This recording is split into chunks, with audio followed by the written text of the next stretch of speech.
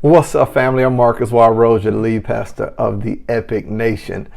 What I love is we're here in South Florida, Fort Lauderdale to be exact, building from the ground up, something that is amazing. What I like to believe is the new technology of the church. One of the things I've noticed is that so many people are trying to find a balance between it all. We love God, we're passionate about growing in our faith, or some people are just coming back into their faith and trying to figure out how much of this is religion, how much of this is relationship, how do I understand all these things. So we try to create a space that people can grow in their faith, that they can grow and advance in their career, and they can learn how to balance their social life. Because as you get older, that becomes the hardest part. Like, okay, how much of my time should I spend praying? How much should I spend advancing in my career? And how much time should I spend in my social life? Let me say it this way. How much time should I spend sending praise up? How much time should I spend getting my money up? And how much time should I spend turning up? And I know that sounds weird, but there is a balance, a delicate balance that we find all throughout Scripture. And now we need new context because people love God, but they're trying to figure out, how do I manage and balance all these things? I'm going to put them first and prioritize them, but there are some key areas of our life. So the Epic Nation is intentional about helping people grow spiritually, professionally, and socially. So here's what we're in now. We're in a series that I call Adulting 101. It's probably my favorite series because it's so practical.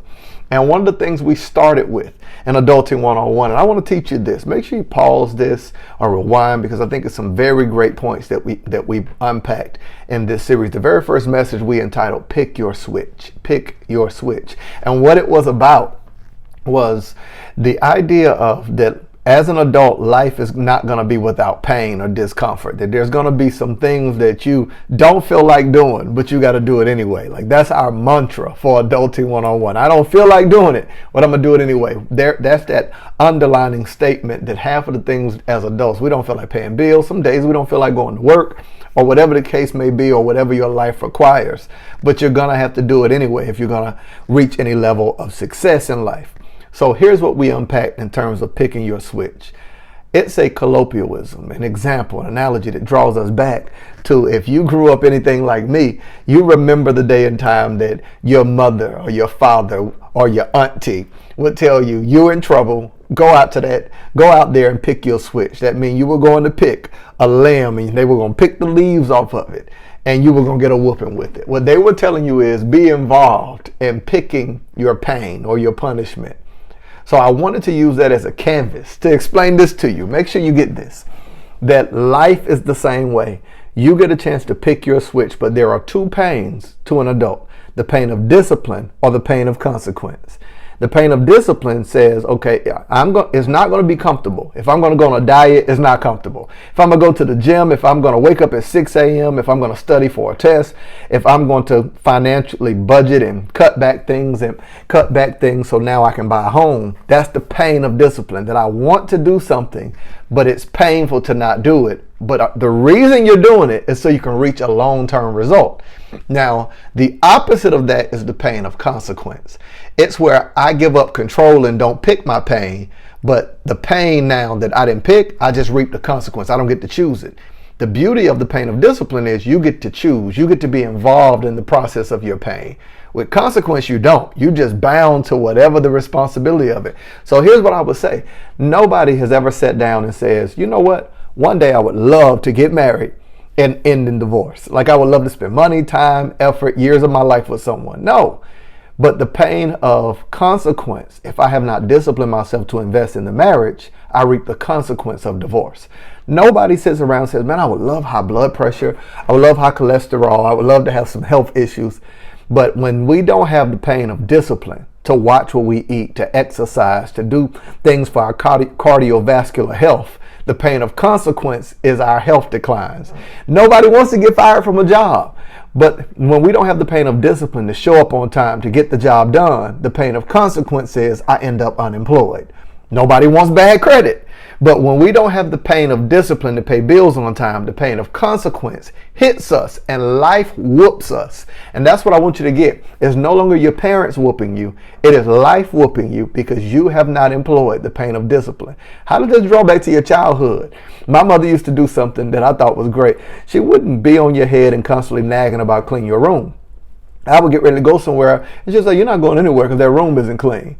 Now, the consequence is I'm missing something that I want to be a part of because I didn't have the discipline to clean the room.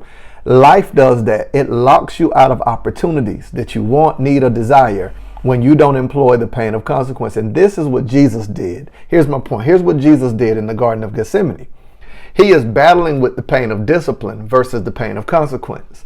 The pain of discipline is to surrender to the will of his Father, knowing that it will be painful to be on the whipping post. But if he doesn't do it, then the consequence is that all of humanity will not be saved. So Jesus now endures. Here's the beauty of it. It's layered. He's enduring the pain of the consequence of humanity's sin, although he didn't sin. But he's using the pain of discipline to go through the process so he can redeem and save us. And as adults, if we're going to be like Christ, there must be this innate thing that everything in us is not about what we think, what we feel, but it's the discipline needed to get the result. And I want to tell you that life is not going to be without it. But if you are going to have heaven's best for your life and into the next level of life, that you live at an all-time level, that you've got all that you need, all that you want, all that you desire, you are going to have to employ the pain. You're going to have to, let me say it this way, pick your switch. What is the pain that you will endure for the thing that you want long term? Because one of the things that God does for you, make sure you get this now. One of the things that God does to grow us up, because many of us need a higher level of maturity as it relates to, like, we knew how to function at one level, but we have desires that at the next level, but our discipline and our maturity is not at that level. He puts us in environments of instability. Environments of instability where it feels uncertain or unstable.